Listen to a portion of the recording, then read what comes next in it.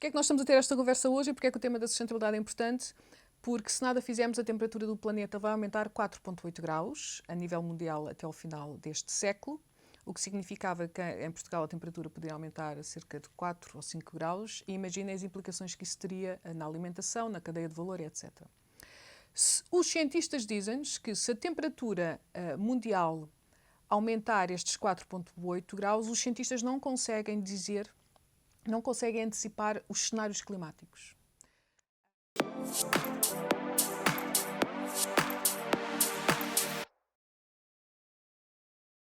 Olá a todos, bem-vindos a mais um episódio de Pontos Solar.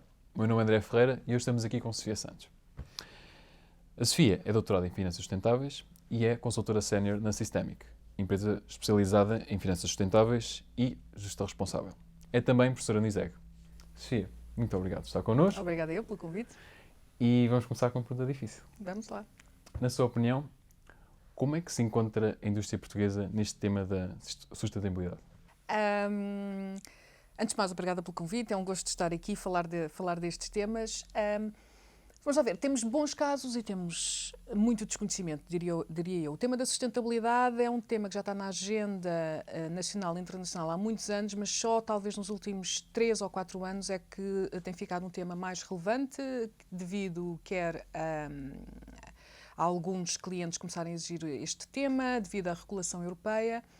Obviamente que o setor da indústria já tem muita regulação ambiental, e por isso é um dos setores que já há vários anos, anos 80, 90, começou a ter um conjunto de leis a cumprir do ponto de vista dos seus impactos ambientais, gestão de resíduos, etc. As certificações, as ISOs... Exatamente, e depois seguiram esse caminho com as ISOs e com as certificações para transmitirem também aos clientes essas boas práticas ambientais.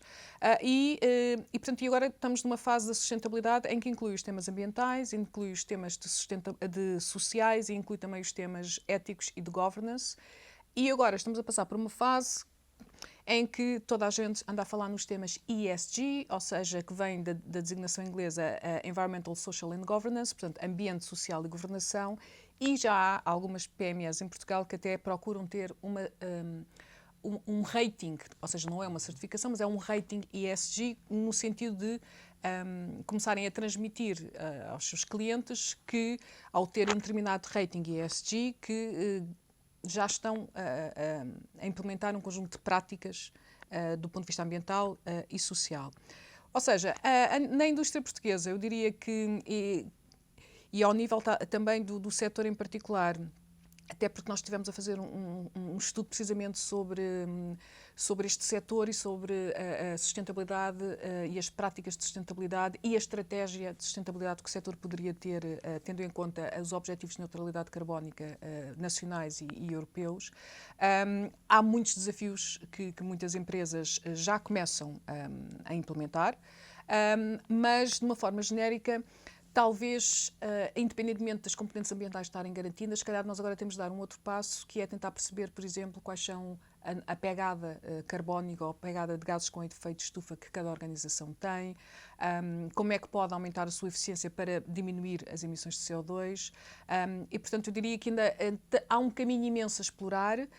Esse caminho vai estar também muito associado ao acesso a capital e aos fundos, e já aproveito, sei que já me estou a acelerar um bocadinho, mas aproveito para referir que o próprio PRR, que toda a gente anda a falar, não é? O Plano de Recuperação e Resiliência, tem subjacente a ideia de que todo esse dinheiro, ao ser empregue, não pode danificar significativamente 6 objetivos ambientais, o que significa que esse dinheiro também terá de ter alguns critérios de sustentabilidade, e portanto diria que é um processo evolutivo. Acho que o setor industrial, há muitos bons exemplos, há empresas que produzem equipamentos que depois permitem outros setores terem um melhor desempenho, e portanto são os chamados setores enablers, que podem catalisar outros setores para terem um melhor desempenho ambiental, e em Portugal eu acho que existem muitas empresas que podem ser consideradas como enablers, e essas indústrias, do ponto de vista da regulação europeia, são consideradas como indústrias ambientalmente sustentáveis, por facilitarem e por promoverem outros a serem mais eficientes. É preciso depois ver se essas empresas, por exemplo, também têm alguma estratégia de neutralidade carbónica, enfim, como é que elas depois, na sua própria gestão, também conseguem ser o mais eficiente possíveis. Ou seja, esta evolução no tema da sustentabilidade, poderá ser acelerada através do fator económico, do financiamento. Ou seja, este poderá ser algo que acelerará a rapidez com que as empresas começam a integrar novas tecnologias e novos processos para serem mais verdes.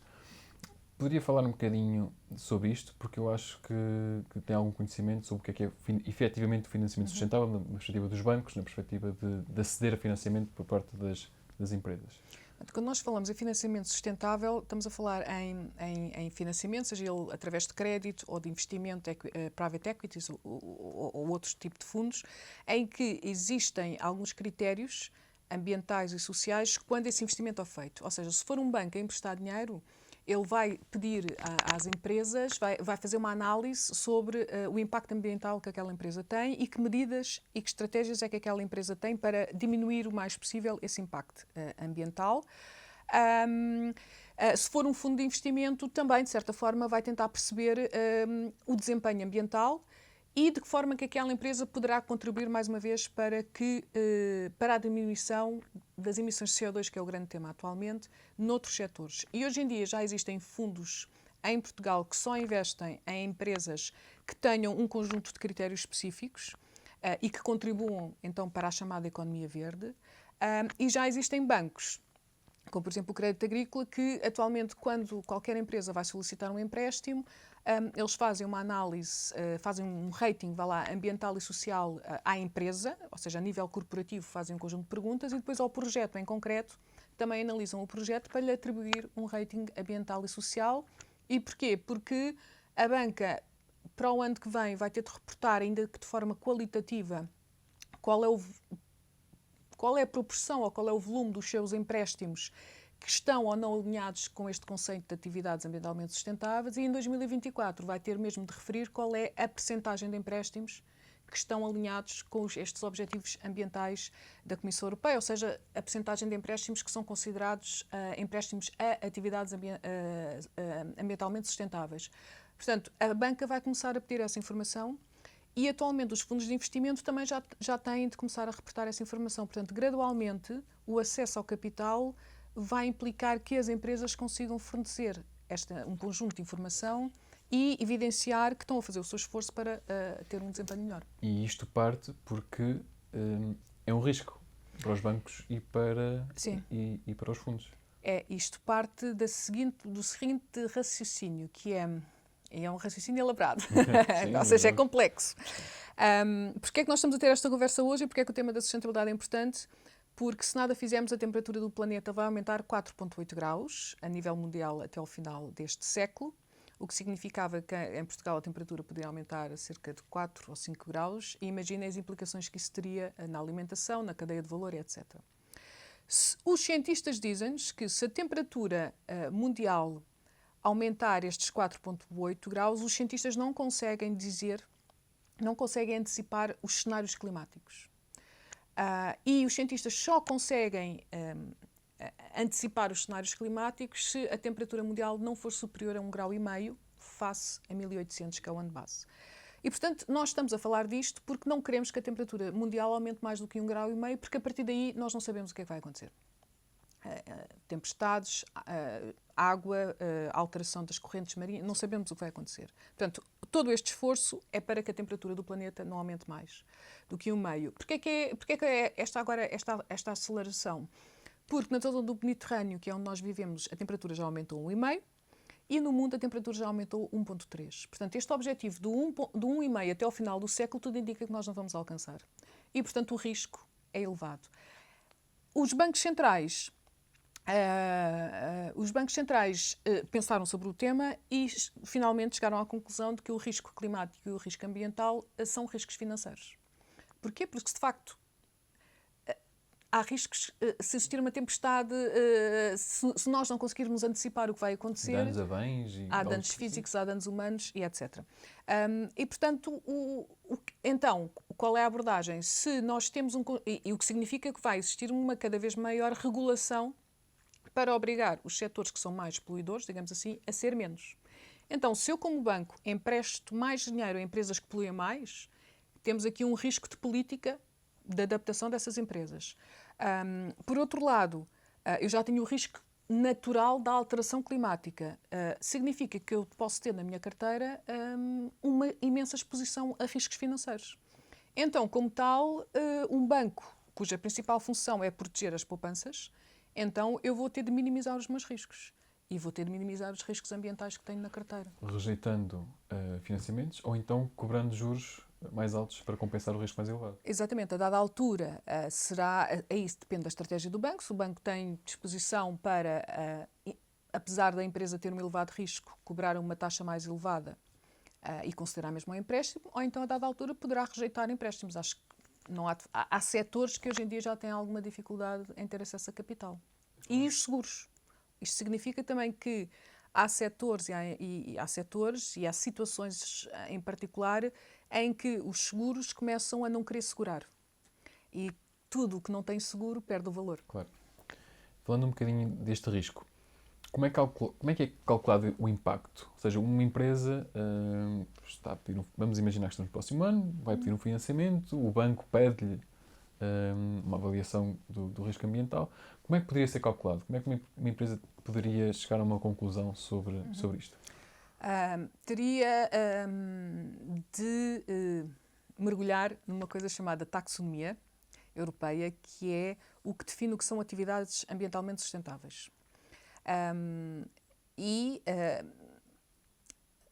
Teria de perceber, primeiro, se a sua atividade é considerada, está dentro das atividades que estão dentro desta regulação, e depois tentar perceber qual é o critério mínimo que aquela regulação diz. Por exemplo, uma cimenteira, que eu acho que é o exemplo mais fácil, que polui, ok?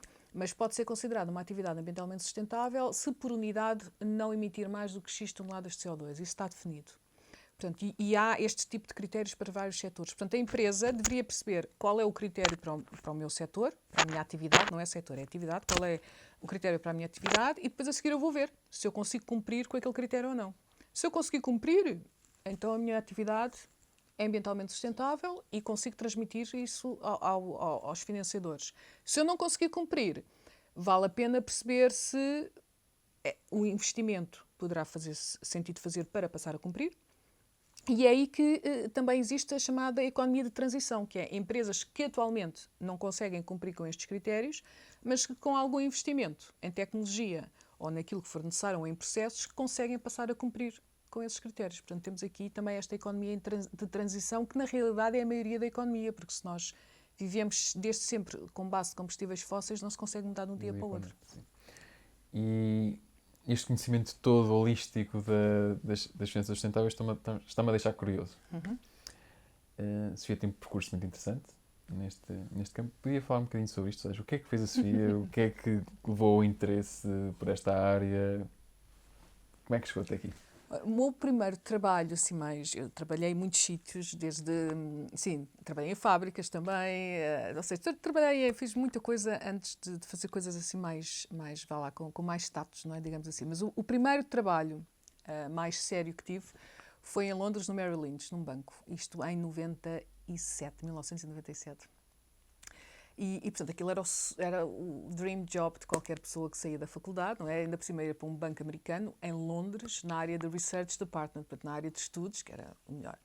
Na área de Global Strategy, que era onde eu fiquei, portanto, era tipo o macro do macro.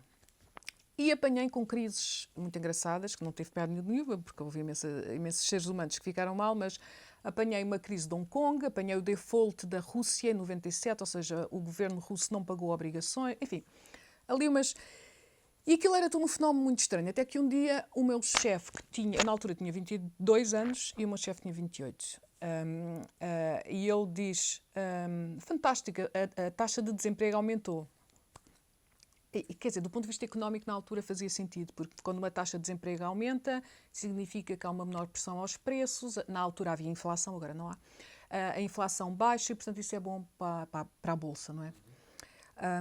E eu virei para ele e disse, olha, se fosse a tua mulher a perder o emprego, também dizias a mesma coisa. E ele virou umas costas, não é? Tipo, e, portanto, aquilo tudo para mim era um bocado estranho. Achava que aquilo não era uma economia muito real. Depois, em simultâneo, quando estava aí a trabalhar, comecei a fazer um mestrado lá em Londres e descobri que havia uma coisa chamada microcrédito. Portanto, Parece que até há um Nobel da Paz Exatamente. associado ao microcrédito. exatamente. Eu também não me lembro do nome do Estou a ver a senhor, cara do mas, senhor, isto é horrível, sim, mas pronto. sim.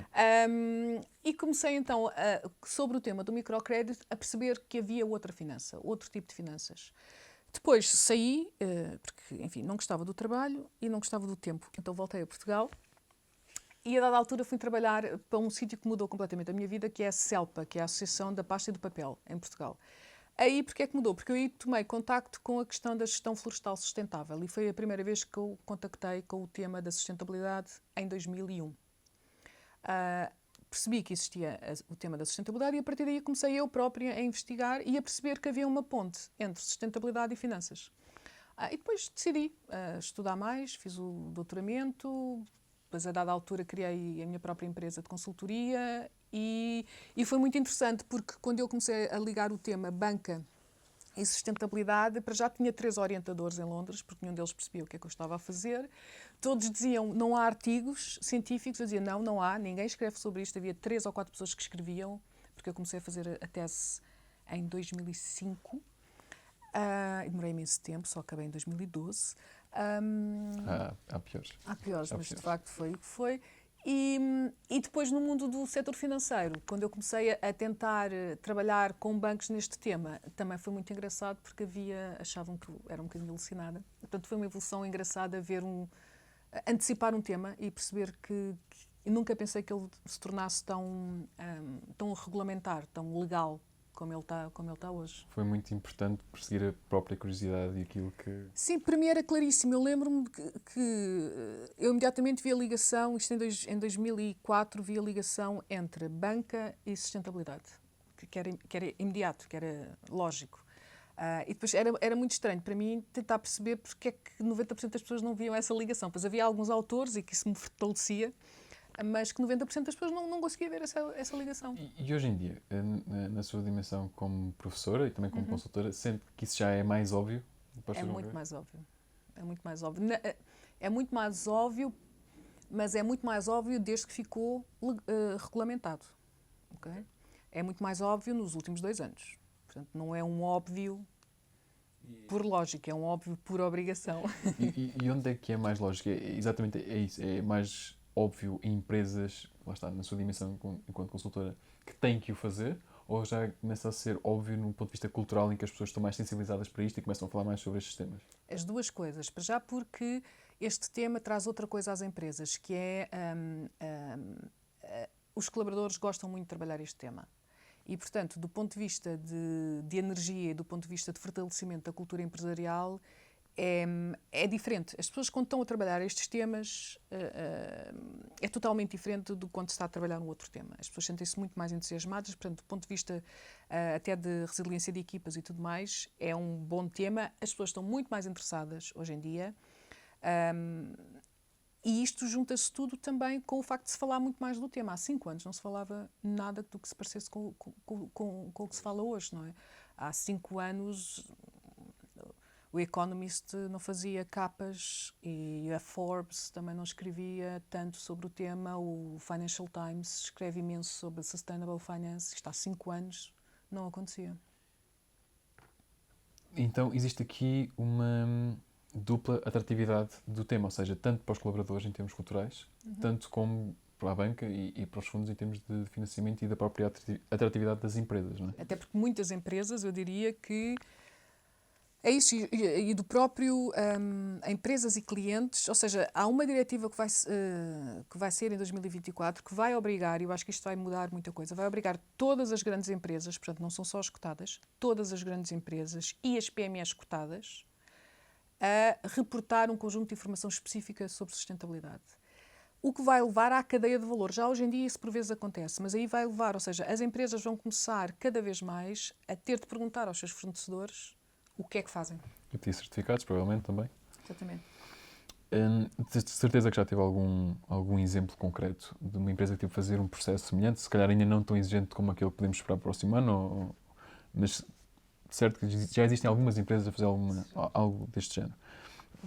podia partilhar um exemplo, só para tornar mais real algum destes temas que estamos aqui a Sim, falar? posso partilhar dois que são sim, dois e três até.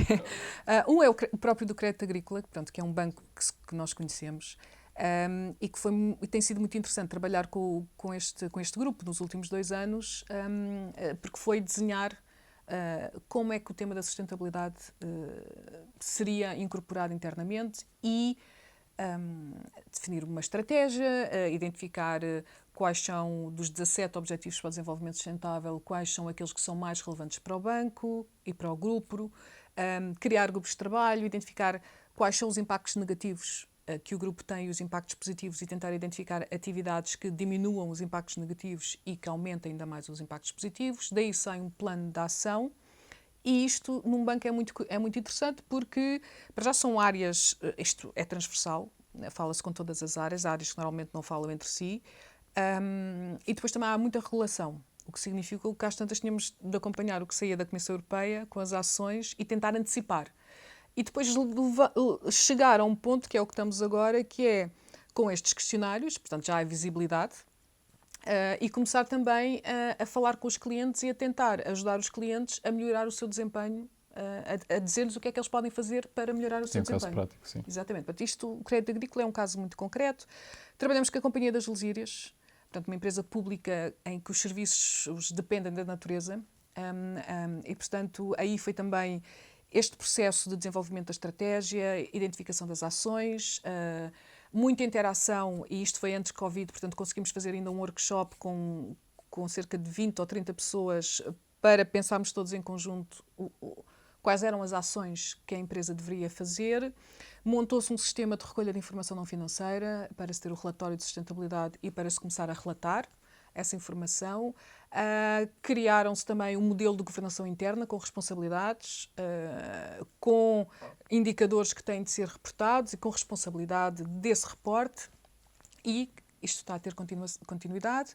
E uma outra organização, que eu não vou referir o nome, mas é uma private equity, e que, como private equity, percebe, há um regulamento que incide sobre esta private equity, que é um regulamento europeu de divulgação de informação sobre sustentabilidade, e, portanto, esta private equity está a cumprir com esse regulamento, ou seja, teve de ter uma política de investimento que identifique como é que os temas ambientais e sociais e de governance são incluídos, como é que as remunerações também estão associadas a este tema, quais são os impactos negativos dos seus investimentos, e depois trabalhar com as respectivas empresas em que eles investem para também nelas desenvolver estratégias de sustentabilidade e montar o sistema de recolha de informação.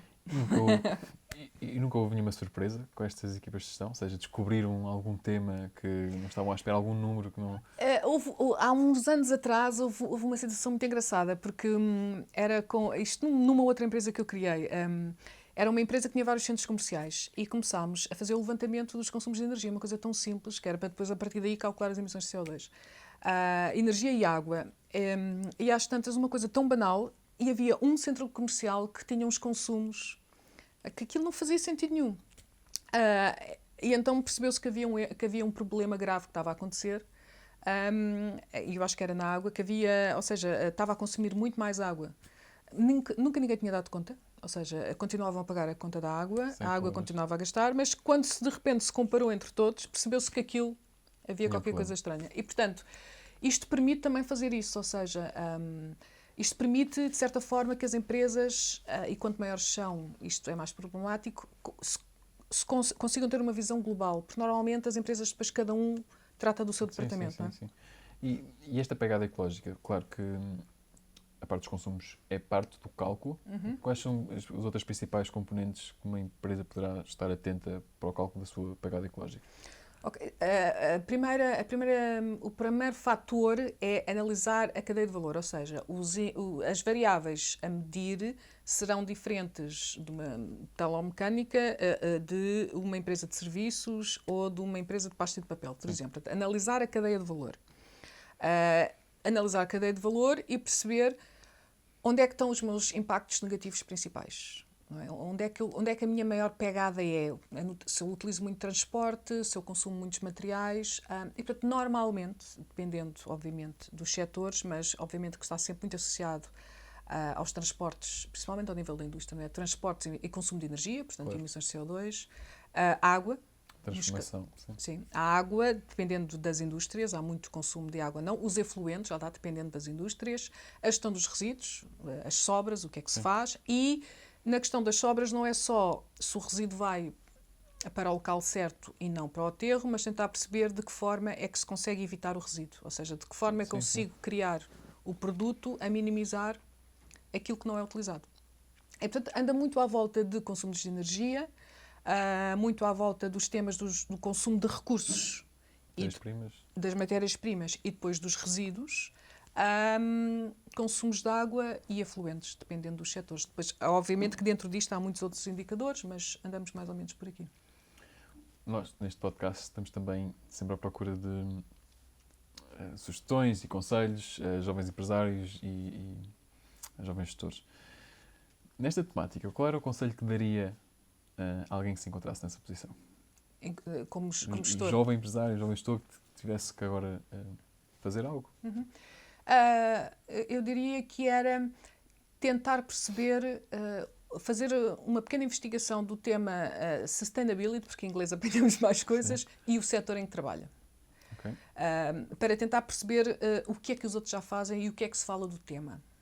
Eu diria que era isto, porque de certeza absoluta que há um monte de informação e um monte de oportunidades que já estão identificadas e que rapidamente esse gestor conseguiria depois perceber e fazer o clique com a sua gestão diária. E ter a noção que o tema da sustentabilidade é o tema que vai estar em cima da mesa mesmo do ponto de vista de competitividade e diferenciação. Porque nós temos, há imensa regulação, as próprias pessoas, as nossas casas vão ter de ser todas muito mais eficientes portanto, a sustentabilidade não é, para as empresas, já não é algo de cor-de-rosa. Sim. Tem muito a ver com a estratégia, tem muito a ver com diferenciação e captação também, não só de novos clientes, como consolidação da relação com os clientes. Portanto, é uma visão muito mais estratégica do que aquilo que à partida se possa pensar. Sim. Uma questão estruturante, sim. Porque se nós vimos o Estado, normalmente sempre que quer provocar uma mudança, utiliza três vetores. Regulação, impostos e incentivos.